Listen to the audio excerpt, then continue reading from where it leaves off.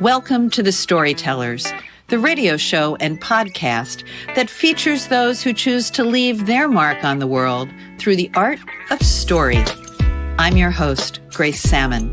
I look forward to our time together today. Now, let's meet our storyteller. Linda Ulleseit is an MFA writer. She has that degree from Lindenwood University. She is a member of the Hawaii Writers Guild, the Women Writing in the West, and Paper Lantern Writers. Linda is an award-winning author of 2 novels, Under the Almond Trees and The Aloha Spirit. Her books are stories about amazing unsung women within her own family. They're historical fiction, and she's just retired recently from being an elementary school teacher, and I couldn't be more excited to have Linda at the Storyteller's microphone today. Glad to be here, Grace. So tell me about the journey from elementary school teacher to storyteller. Well, I've always been a writer. I've always loved to write. Somewhere I have a little book with something that looks like a pig with a curly tail. I think I wrote in the 3rd grade. So I've always been a writer. But in 6th grade, when I taught 6th grade, I asked my students to do a lot of writing. And so I was thinking, if I asked them to write and do their best and finish a story, maybe I should be an example. And so I did. I finished a book that I've been working on for like 7 years. And it was interesting because the first one was a young adult novel, and I read a lot of it out loud to them. And they really enjoyed kind of giving their feedback while I was writing it. So that's kind of when I decided to be a serious author. It was in the last 5 years of my career. So they were actually like beta readers for you. Mm-hmm. Yes, and I could read it as I'm reading out loud, and they start shuffling and doing something else. Then I've lost on my mark. That it was kind of fun doing it that way. So talk to me a little bit about the concept of who these women are in your stories. So after I got away from the young adult writing, and I decided to write historical fiction, because when I was a child, my grandmother told me stories about these wonderful women that I'm related to. And of course, as a child, I was like, oh yeah, right, okay, whatever. But as I got older, once I could no longer ask my grandmother the details, I became fascinated by them. And I decided that their stories needed to be told. So that's where the gem of the ideas come from, but I have to research so much, and I don't have enough information to write biographies about them. So I end up writing historical fiction. Allows me to fill in some of the details with fiction. I love the impetus for your writing because, as you know, in my own novel, it's really about the idea of when our stories are told, everything changes. And you and I are at that period in our own lives now where we can't reach back and ask the questions. And maybe our children aren't that interested in our stories right Exactly. now. I'm like, you have to learn this. So if I write the story, then someday they'll be willing to look back and, and read it, learn the stories of their ancestors. So why is that important to you, though? Well, it's not legacy, and the new book I have coming out next year is again a legacy issue. Well, if you learn that your women in your family were very strong and they didn't do anything special, they weren't the first at something, or they weren't the best at something, or they weren't lauded for something in their career. They were just normal, everyday women who made it through life doing normal, everyday things with strength and grace. Then that is what you want to leave to your children. You want them to be inspired by that, and not just have to be inspired by somebody who was the top in their field. If somebody was like 2nd or 3rd, they can be just as inspiring. Or if they stayed home and cooked dinner every night for 20 years for a big family, that can be inspiring. And I think it's important not to lose sight of that. Oh, I agree with you. That's really beautifully said. One of the things I like about the 2 books, The Aloha Spirit, which we'll talk a little bit about, and Under the Almond Trees, but I also want to talk about what's coming. So let's talk about those because it's all so exciting. So what I think you do extraordinarily well are 2 things. First of all, you have me at hello. Your opening sentences are very, very strong. In the story of Aloha Spirit, where you say Dolores's father decides that at the age of 7, she's basically useless. You say that better than I said it. And then in the other story, Under the Almond Tree with Ellen, you say she has her first act of defiance right in the first sentence. So not only that tells me she is, here she is, she's being strong, but this is going to be a pattern. How do you, twofold question, how do you get that first sentence so captivating? I've always been fascinated by first sentences, and I actually have a panel discussion for conventions that I do on first sentences, because a first sentence is not necessarily going to make or break your novel, but the fact that you remembered my two first sentences, that's really important. And there are some really good ones out there, really good examples of first sentences. And it's really hard because there's like not a pattern to writing a first sentence. It's just when you write it, when you have it, that's it. That's the first sentence. So I want more there. There's no trick to a magic there's first no sentence? trick. No, you have to be careful not to add too much into it. You don't want one of those first sentences that goes on for half a page. You want there to be action. You want something to be reflected in your character. My books are pretty much character driven, so I want to introduce that character right away. I don't want to have something about setting. You don't want to talk about the sun rising over the field. People are asleep before they finish the first sentence. So it has to be something that's very important to the story. So in mine, I try to give you something about the character of the person who's going to be telling the story, something about her character. Well, and that's the second piece. So I'm glad I feel so smart, because the second piece of what I loved about both of those books is I immediately cared about the character. Mm-hmm. That's good. And that was very powerful, just to say, I really care about this little girl. And you do a very good job, I think, of explaining those worlds. So tell us a little bit about both of those works, but particularly Aloha Spirit, because I loved learning things in that book. Well, the Aloha Spirit is inspired by my husband's grandmother, and that's what we say now. It's not about her because it's fictionalized. I say it's inspired by her. That gives me some leeway. Once you say inspired by you, suddenly you're okay. It's okay to fictionalize stuff. If you say it's about her, you feel like, I better research that and see what she was doing on May 10th, 1922, because it's about her. But she was a woman who, from the time I met my husband, she was warm, welcoming. If I showed up at her doorstep with 10 people, she'd invite us in to dinner. And she just was the most amazing woman. Good sense of humor, always positive and upbeat, never had anything bad to say. And as I got to know her and I learned that she had a really tough childhood, her mother died when she was young. Her father left her. She married young, basically to get out of the situation she was in with a family that worked her too hard. So by 19, she had several children, and she was married to an alcoholic who abused her. It's like, wow, then how did you go from that to the woman that I knew? And so I started writing it as an exploration of how that could happen. And I decided, my eminent power of the author, I decided that it was the Aloha Spirit. She didn't have anybody to use as a role model, but the whole spirit of aloha in Hawaii. And if you've ever been there, you know that the people in Hawaii are very welcoming and warm and outgoing. And that's kind of the spirit of aloha, where you kind of envelop people and nature and everything. And I thought, that must have been what it was that kind of drove her as a person. And also, she wanted to be a role model for her daughters. So that's what I took from that. One of the things that I love about historical, any writing and reading that I do, is I love when I learned things. But historical fiction, up until recently, was always my go-to. Now I read across multiple genres. So let's stay there for a minute. Why historical fiction for you? I know the impetus are these women in your family, but why is historical fiction important? Well, as I started researching these women, because they're when you're talking about history and people that their names on a paper, when they were born, when they died, and you don't know their stories. Like if you look at your family tree or something, you go back and you say, oh, I'm related to a person named whatever, but it's not interesting necessarily because you don't know anything about them. But I knew about them. My grandmother had told me these stories. So when she told me that her grandmother had sued the county of Santa Cruz, California for the right to vote in 1872, I thought, wow, that's interesting. Why would she do that? And so I went in and I researched it, and I found out that her husband was killed. He had a paper mill in San Lorenzo. And so he was killed by a falling branch when they were cutting down the tree to make the paper. Well, she was pregnant with their third child, and she took over his business. I'm like, well, that's even more interesting than suing for the right to vote. So as you start digging, you see that this is happening in that time frame that was really extraordinary for her to do that.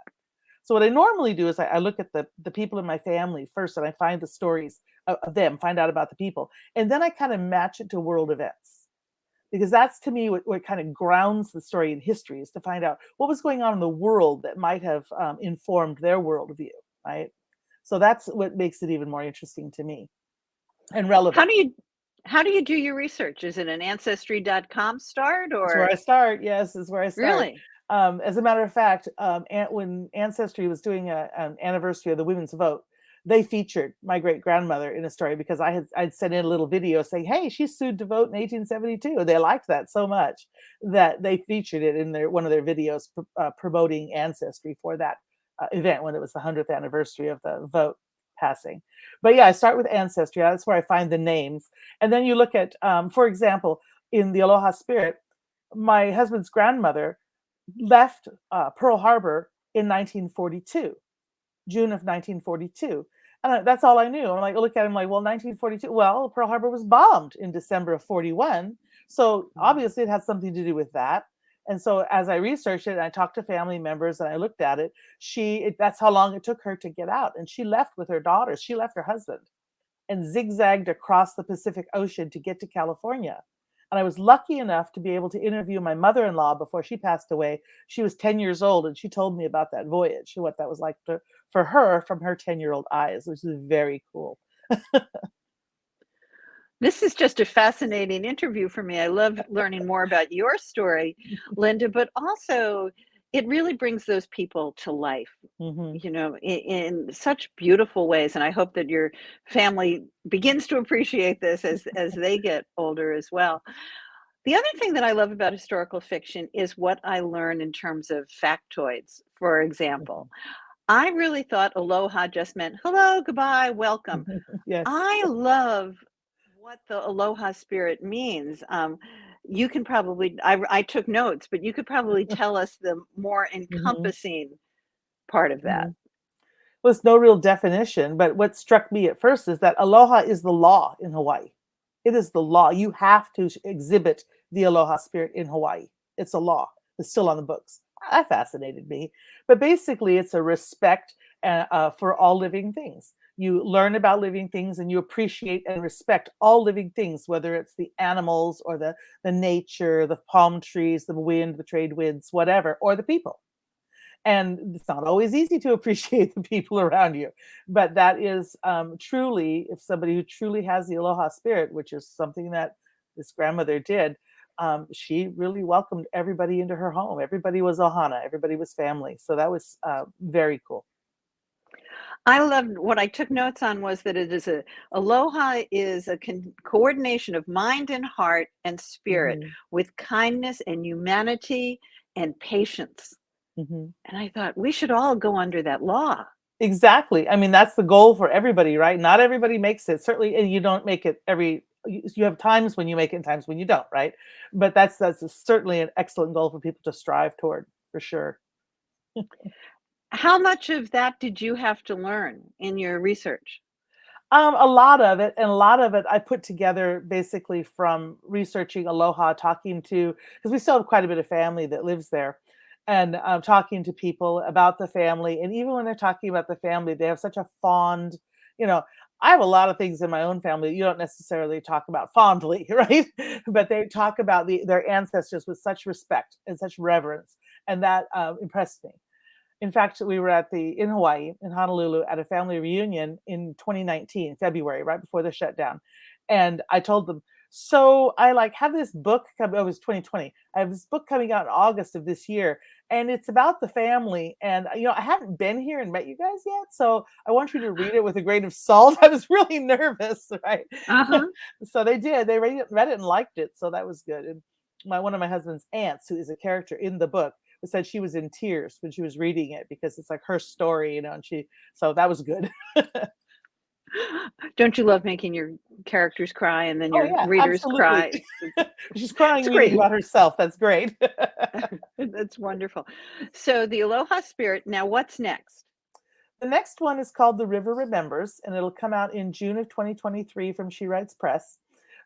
It's still very early, but the book is finished. It's about an ancestor of mine that was born at Fort Snelling in Minnesota in 1835. And initially I was intrigued because I thought that seems really early for a woman to be at the fort having babies. Because I'm thinking, well, that's early, that's pioneer times, that's where the guys were there doing their thing, they're trapping and they're soldiers and whatever, right?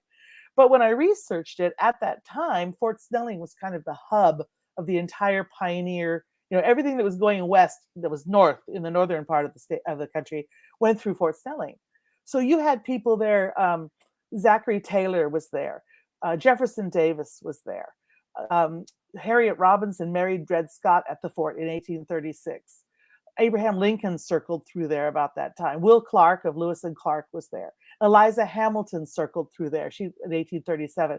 I have this long list of really big names. The guy whose family ended up founding Eastman Kodak was there. I mean, and I'm like, I can't. This is the bad part about historical fiction. You can't put all of that in the book, right? Because at the time they were just a bunch of people hanging out at the fort. They weren't anybody special, So yeah, it's very interesting to research all that and decide what can I work into my story that makes sense as a story rather than just name dropping. So what I did was I have 3 women in this story. One is my ancestor. She's a white settler. And then I wrote a section of the story from the point of view of Harriet Robinson as a Black slave in a free territory.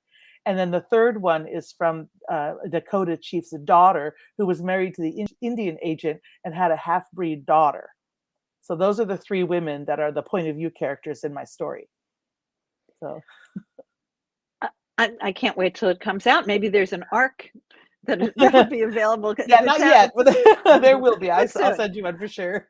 Oh, thank you.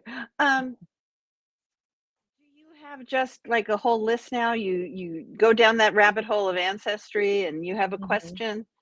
Well, so you're never going to run out of material. Oh, no, it'll be a while. My husband wants me to write about his other grandmother who she and her family went to Germany to visit relatives. A relative was sick, and so they went to Germany to visit. The problem was it was 1939 and she was Jewish. So it's like, okay, you should have known. It was like September of 39. It's like, you should have known. But they went over there and she ended up getting arrested. And so was her son. My father-in-law was arrested and put into a camp. And she survived by interpreting for the Nazis because she knew English as well as German. And he escaped. So that's a story that my husband really wants me to write. Maybe that's next. I don't know. What an amazing storyteller. So tell me a little bit about your Facebook group. Okay, I'm one of the founding members of Paper Lantern Writers. We are a collective of authors of historical fiction. Basically, we get together to help each other market our books. And one of the ways we do that is on a Facebook group called Shine with Paper Lantern Writers. And we basically hook up readers and writers of historical fiction. We're very active. We do interviews. We have an interview coming up next week with Sarah Ackerman on our live. We've done Lisa C. and Vanessa Riley. And we try to do a lot of subgenres, like we've done romance, mystery, all historical fiction, but also with the subgenre of romance or mystery or whatever, crime fiction, other things. So it's definitely a place, if you're interested in historical fiction, to check out authors and readers. I agree. And talk about the importance of the author community to your work.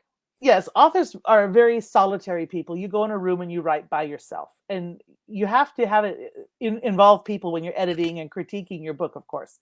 But when that book is published, it goes out into the world and it just sits there. It doesn't make much of a ripple. It's up to the author to make it ripple, right? You have to tell people your book is out there. Nobody's going to buy it until they know it's out there. So you have to do whatever you can to make that happen. And as one person, you feel like you're swimming against the tide all the time. But we are currently, in Paper Lantern Writers, we are currently 9 people. And we all have our own social media accounts and our own things going on, organizations that we belong to. Plus, as Paper Lantern Writers, we go to conferences, we do panels, we have our social media groups and such. We have a YouTube channel, we have a website, we do blogs twice a week. So there's a lot of things that we do together. And it's kind of nice for me because I don't do Twitter, but Paper Lantern Writers does. So my books have a place on Twitter and I don't have to do anything for it, which is perfect for me. I am astonished. I would say that, I've written 4 books, and my last book is the novel. And I am blown away by, if it wasn't for the author community, so little of what I do would happen, both in terms of queries of, I'm wrestling with this, who can I get a resource from?